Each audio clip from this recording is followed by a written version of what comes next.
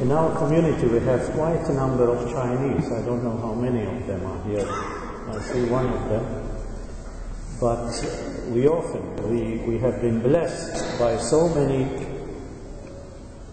baptisms and christening of Chinese people in Malta. And there is a word in Chinese that is called guanxi. You know what guanxi is? Guanxi means connections.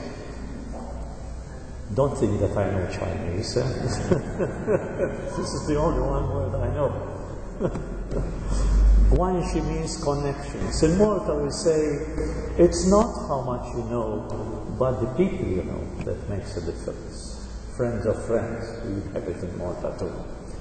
And this is the occasion that we have today when two of the disciples of Jesus, who had been with him for a year or two and who have been chosen as his disciple, they wanted to take advantage of this situation, a political advantage, so to say. And they approached Jesus and they said, listen, now, we want something from you. We want to ask you something special. And Jesus said, what do you want from me? He said, we want to sit, one on the right and one on the left, in your kingdom. And Jesus said, you don't know what you are talking about. It's better to see, why do you want this from me? What is the bottom line? What is the aim of your life? What do you want to achieve by asking this from me? And I think it's a matter also of looking into ourselves and ask the same question. What do we want from the faith that we live?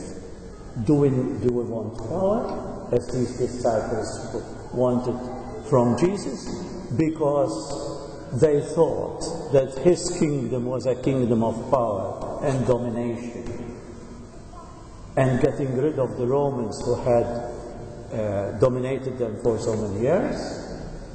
Also in us, what do we want from God? Do we want money?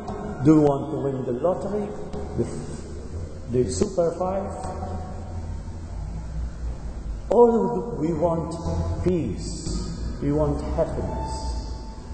We want health. We want good relationships.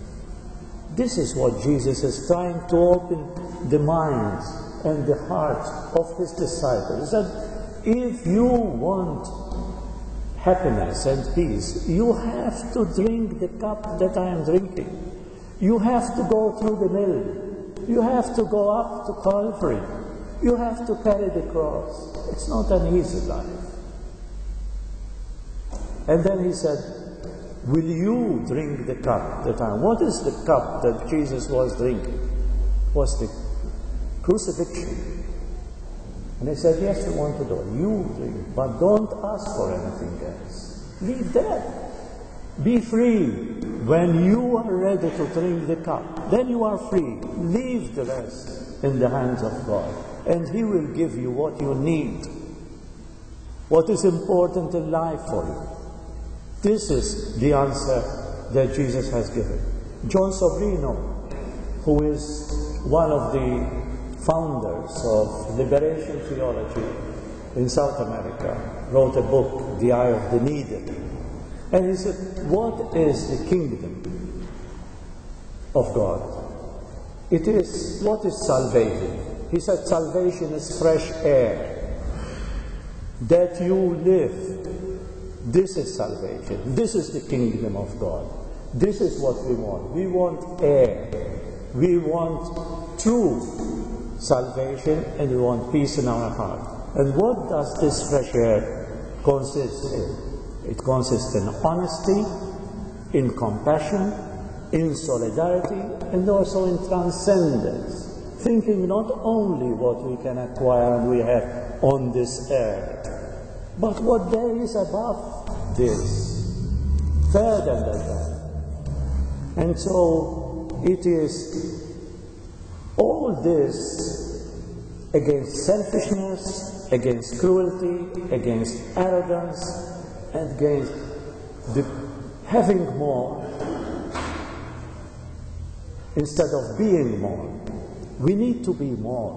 We need to be better persons. And by being better persons, we need to carry the cross. We need to suffer. We need to serve. And we need to wash the feet of each other. This is what Jesus did in his lifetime. And this is what we need to do to each other. This is all about. This is the Christian life. Today we are celebrating Mission Sunday. When we speak of Mission Sunday, it comes to mind those little colored children who are suffering of hunger. It's good to remember those. But before remembering those, remember ourselves. What are we doing in our life to bring Christ in the streets, in the supermarkets, in our business, in our entertaining life? How are we relating to each other? How are we serving each other? How are we washing the feet of each other?